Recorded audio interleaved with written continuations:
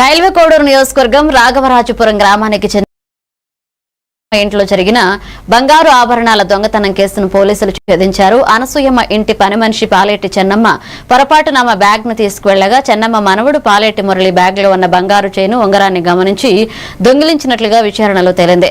అనసూయమ్మ ఫిర్యాదు మేరకు రైల్వే కోడూరు పోలీసులు కేసు నమోదు చేసి రైల్వే కోడూరులో కుదవ పెట్టేందుకు వచ్చిన మురళిని అరెస్ట్ చేశారు.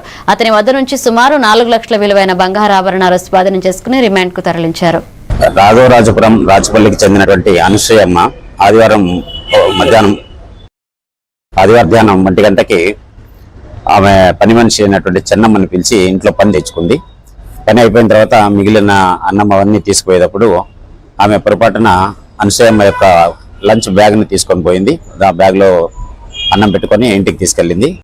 తర్వాత అనసూయమ్మ 3 గంటలకు చూసుకుంటే ఇంట్లో బ్యాగ్ లేదు.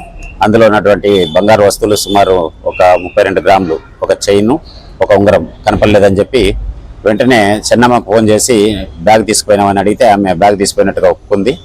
తర్వాత తెచ్చిమ్మంటే ఆమె ఇంటికి వచ్చి తీసుకొని తెచ్చిచ్చింది. దాంట్లో చూస్తే గోల్డ్ చైన్ లేదు, ఉంగరం లేదు. ఆమెని పదే అడిగితే కూడా ఆమె ఆదివారం అంతా కూడా ఒప్పుకోలేదు.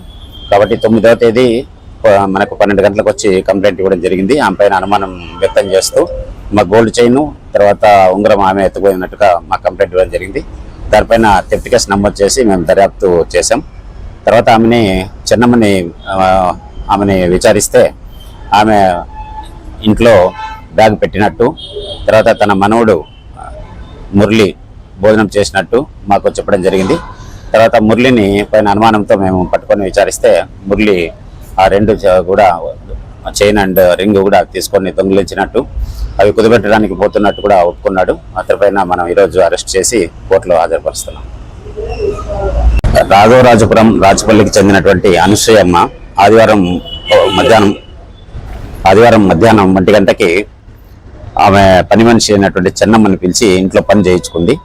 పని అయిపోయిన